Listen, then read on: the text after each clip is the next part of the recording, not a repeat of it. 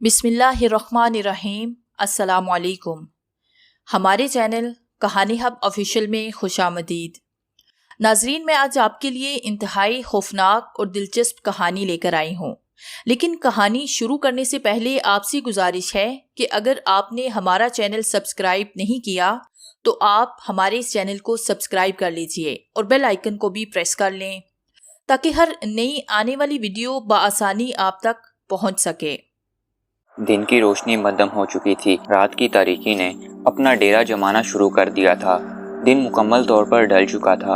अब अंधेरे का राज था। उस बस्ती में चारों तरफ सिर्फ अंधेरा ही अंधेरा था। उस बस्ती में हर तरफ गार ही गार थे। ये कोई आम बस्ती नहीं थी, बल्कि उस बस्ती में चुड़ैलों और भूतों का बसेरा था। ये मखलूक वहाँ मौजूद घरों में आबाद थी। दिन उनके लिए आराम का वक्त होता। दिन के वक्त उनके सोने का वक्त था, जबकि रात उनके उठने का। रात के होते ही वो सब बेदार हुए।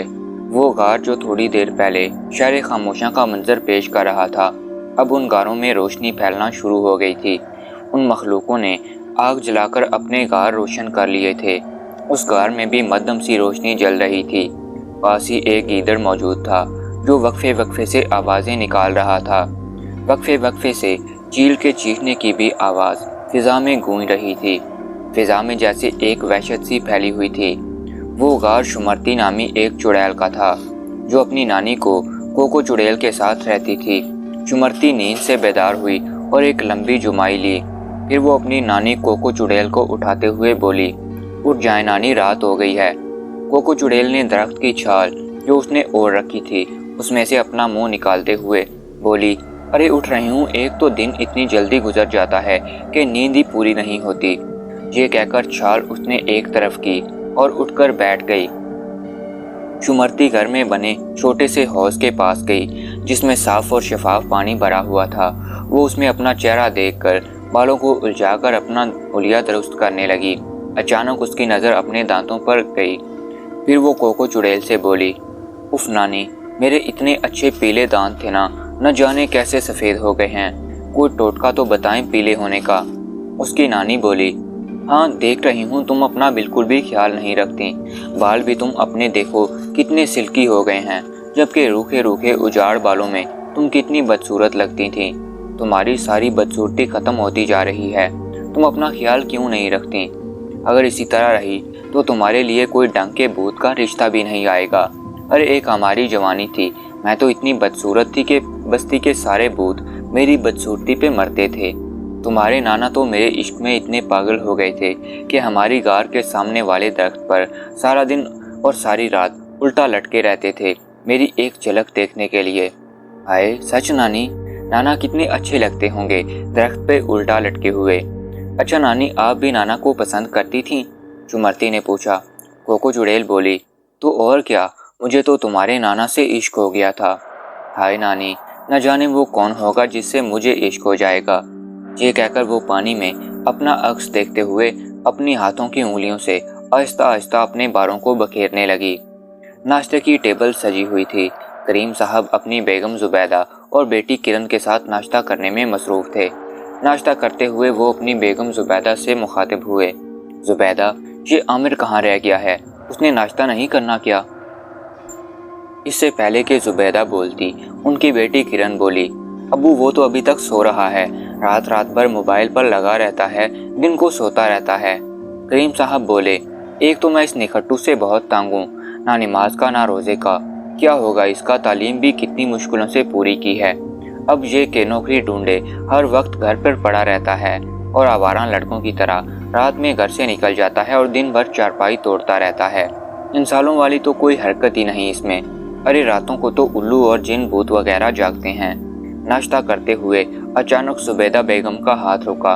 वो बोली, जिन भूत से याद आया, कुछ दिन से मुझे ऐसा लग रहा है कि जैसे कोई जिन भूत हैं इस घर में। सामान रखती कहीं और हूँ और सुबह उठकर देखती हूँ तो कहीं और रखा होता है। करीम साहब बोले, हाँ, जिस घर में नमाज ना पढ़ी जाती हो, कुरान ना खोल कर पढ़ा जाता हो, वहाँ जिन भूत तो आएंगे ही। वो तो ठीक है, पर कुछ ना कुछ तो करना पड़ेगा। जुबैदा बोली, ये भी हो सकता है ये तुम्हारा वहम हो। करीम साहब बोले। उसी दौरान आमिर को नाश्ते की मेज़ पर आता देखकर करीम साहब बोले, लो एक भूत ये भी आ गया। आमिर नाश्ते की मेज पर बैठते हुए बोला, अरे नाश्ता लग गया? करीम साहब बोले, हाँ, और अब तुम्हें चमाट लगने वाला है। आमिर फौरन अपने गाल पर हाथ रखते हुए बोला, मैंने क्या किया है अब्बू?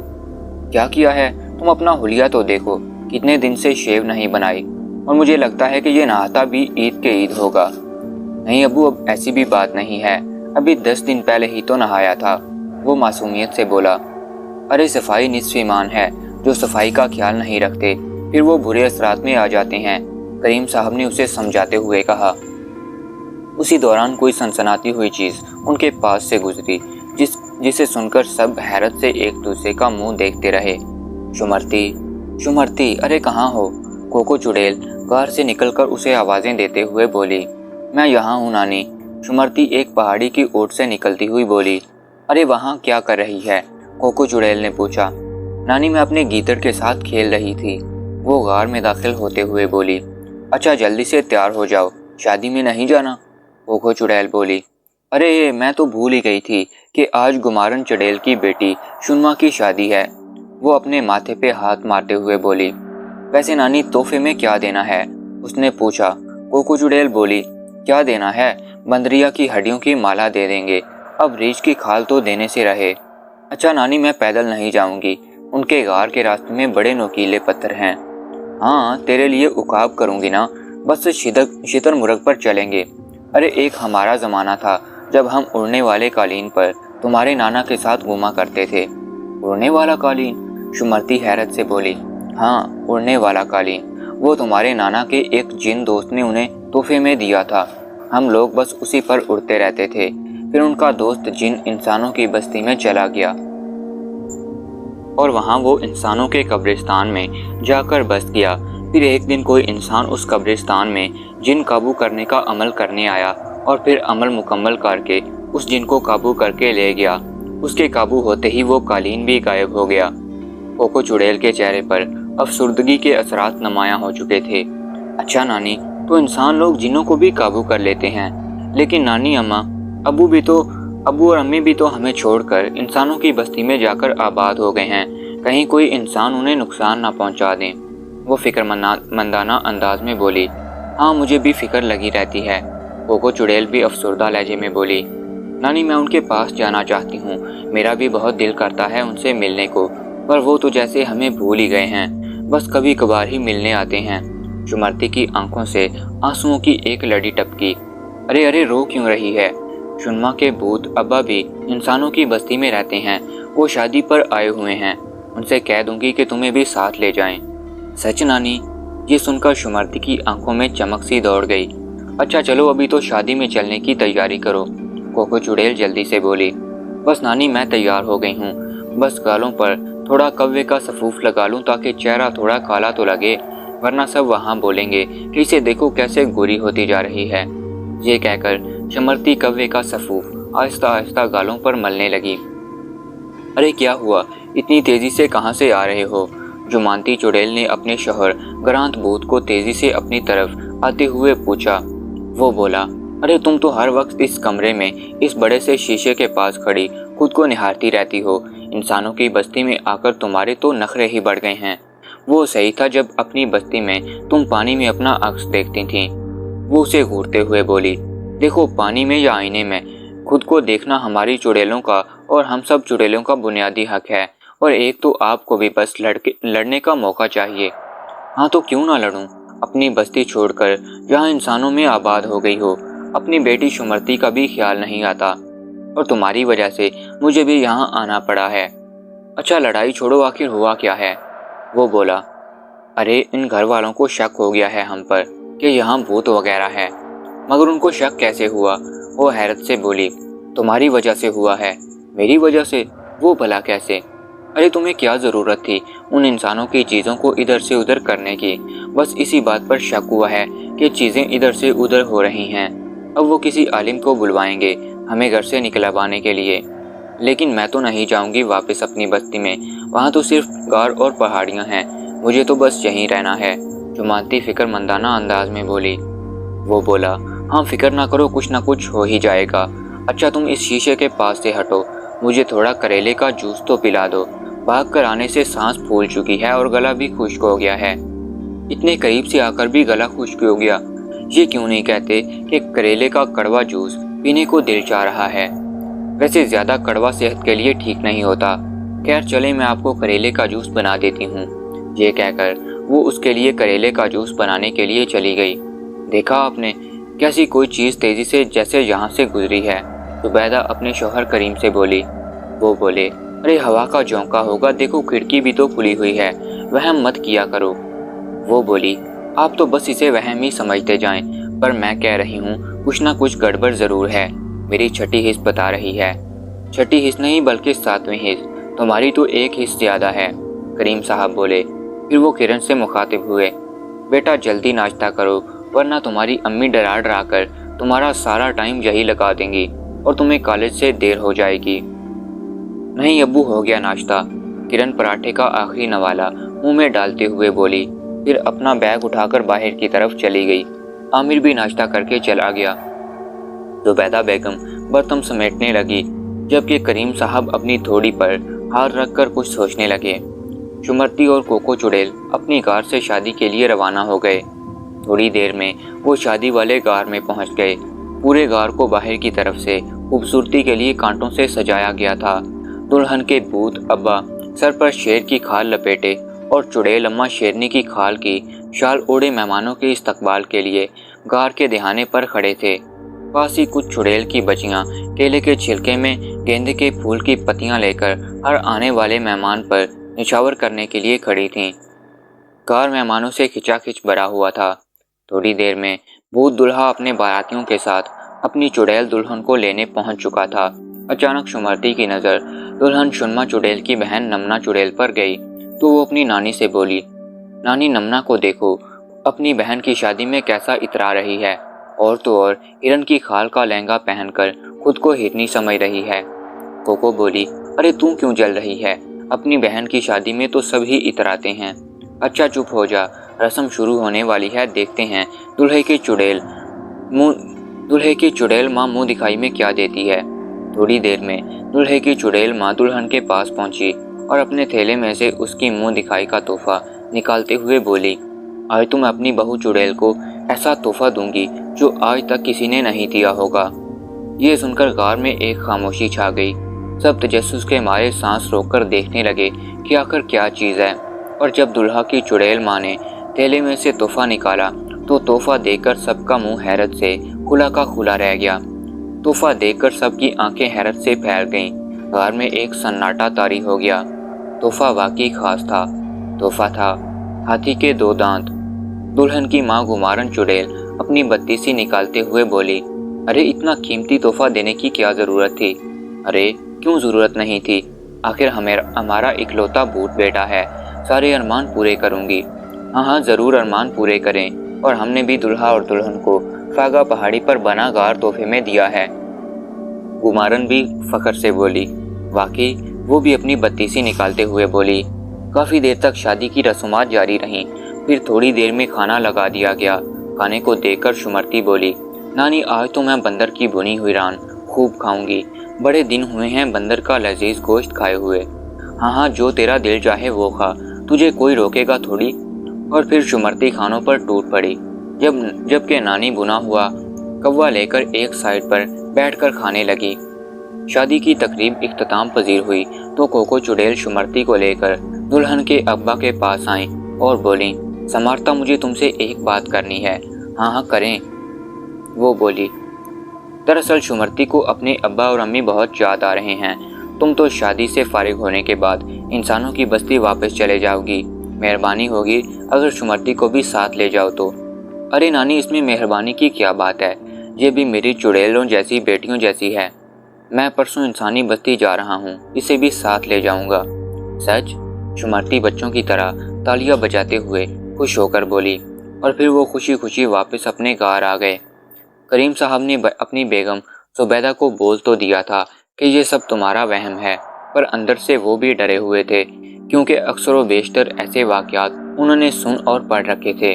بہرحال یہ سچ ہے یا جھوٹ، پر وہ پریشان ضرور ہو چکے تھے۔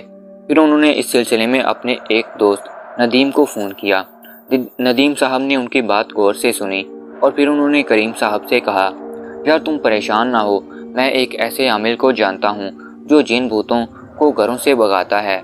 ٹھیک ہے، میں بس فوراً تمہارے پاس پہنچتا ہوں۔ یہ کہہ کر انہوں نے فون بند کر دیا۔ آخر وہ دن آ گیا جب شمرتی اپنے ماں باپ سے ملنے انسانوں کی بستی جا رہی تھی۔ غار کے باہر سمارتا اس کا انتظار کر رہا تھا۔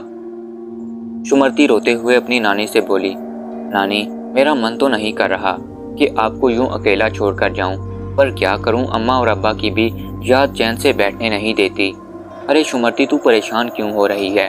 یہاں میری دیکھ بھال کرنے والے سبھی بھوت اور چڑیلے ہیں۔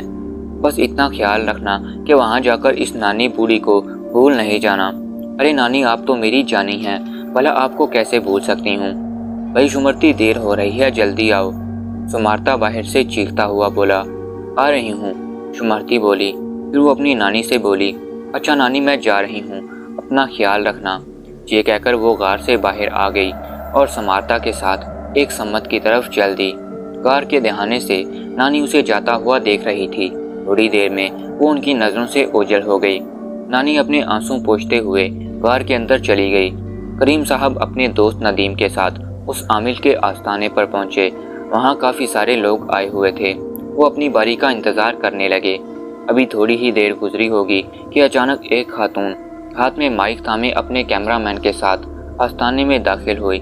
اس کے ساتھ پولیس والے بھی تھے۔ وہ آتے ہی بولی، یہ دیکھیں ناظرین، یہ جیلی عامل کیسا معصوم لوگوں کو بیوقوف بنا رہا ہے۔ عامل بولا، یہ کیا رہی ہو بی بی، ہوش میں تو ہو تم؟ مجھے جیلی عامل کہہ رہی ہو؟ ہاں میرے پاس آپ کی ویڈیو ہے، ہم نے کچھ دیر پہلے اپنے ایک ساتھی کو مریض بنا کر آپ کے پاس بھیجا تھا، یہ دیکھیں ویڈیو۔ اس ویڈیو میں اس کی اصلیت صاف پتہ چل گئی تھی۔ پولیس نے اسے گرفتار کر لیا۔ کریم صاحب ندیم سے بولے، اب بھلا کس پر اعتبار کریں، یہاں تو ہر کوئی لوٹنے کے لیے بیٹھا ہوا ہے۔ ندیم صاحب بولے، ہاں تم ٹھیک کہہ رہے ہو، اور پھر وہ اپنے گھر آ گئے۔ سمارتا شمرتی کو لے کر انسانوں کی بستی میں آ گیا۔ پھر وہ اسے لے کر کریم صاحب کے گھر میں داخل ہوا، جہاں اس کے ماں اور باپ آباد تھے۔ دونوں نے جب شمرتی کو دیکھا تو ان کی خوشی کا کوئی ٹھکانہ نہ رہا۔ شمرتی تم؟ اس کی ماں بولی۔ اس کا باپ بھی اسے سینے سے لگاتے ہوئے بولا، میری چڑیل، میں تو ترس گیا تھا تجھے دیکھنے کے لیے۔ کافی دیر تک ان میں باتیں ہوتی رہیں۔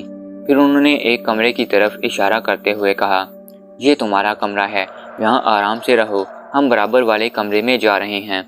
یہ کہہ کر وہ دوسرے کمرے کی طرف چل دیے، جبکہ شمرتی اس کمرے میں داخل کمرے کا جائزہ لینے لگی۔ ابھی تھوڑی ہی دیر گزری ہوگی کہ اچانک کمرے کا دروازہ کھلا اور عامر کمرے میں داخل ہوا۔ عامر کو اس نے دیکھا تو اسے دیکھتی رہی۔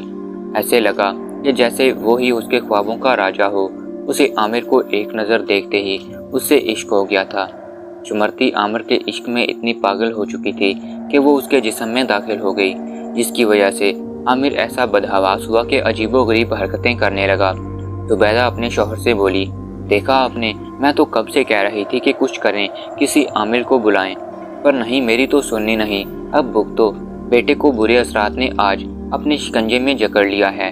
وہ بولے، بیگم تم ٹھیک کہہ رہی ہو، پر میں نے ایک عامل سے رابطہ کیا تھا، مگر وہ عامل جیلی نکلا۔ اس مقدس پیشے کو بھی لوگوں نے نہیں چھوڑا، جس کو جو موقع مل رہا ہے لوٹ رہا ہے۔ دین کے نام پر بھی لوگوں کو لوٹا جا رہا ہے۔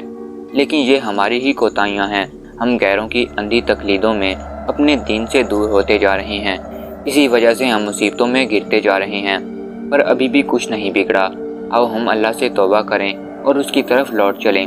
آج سے ہم سب نماز کی باقاعدگی سے ادا کریں گے اور روزانہ قرآن پاک کی تلاوت بھی کریں گے، پھر دیکھو کس طرح ہم سب مصیبتوں سے نکل جاتے ہیں۔ شمرتی کے باپ نے جب یہ سنا تو وہ فوراً شمرتی سے بولا، تم نے یہ کیا کر دیا؟ ہماری بستی میں بھوتوں کی کمی تھی کیا، جو اس انسان کے عشق میں پاگل ہو کر ہمیں در بدر کر رہی ہو؟ اس کی چڑیل بیوی بولی، کیوں کیا ہوا؟ وہ بولا، ارے شمرتی نے اس نوجوان کو قابو میں کر لیا ہے، اور اب اس کے والدین ایسا عمل کرنے جا رہے ہیں کہ ہم زندہ نہیں بچیں گے۔ اب اس گھر میں نمازیں اور تلاوتیں ہوں گی، ہمیں فوراً یہاں سے جانا ہوگا۔ شمرتی بولی، لیکن میں اس نوجوان کو ایک شرط پر چھوڑوں گی۔ وہ کیا؟ اس کے باپ نے پوچھا۔ وہ یہ کہ ہم واپس اپنی بستی میں جا کر اپنوں میں رہیں گے۔ مجھے منظور ہے، اس کا باپ بولا۔ پھر شمرتی نے عامر کو اپنے قبضے سے آزاد کر دیا اور اپنے ماں باپ کے ساتھ واپس اپنی بستی کی طرف ہو لی۔ ادھر کریم صاحب کی باتیں رنگ لائیں۔